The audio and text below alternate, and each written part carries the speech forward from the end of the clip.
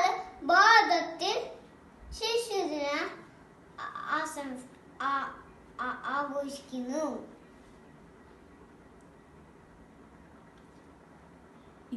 ഇന്ത്യയുടെ first prime minister ആയിരുന്ന പണ്ഡിറ്റ് ജവഹർലാൽ നെഹ്റുവിന്റെ ബർത്ത്ഡേ ആണ് ഇന്ന്.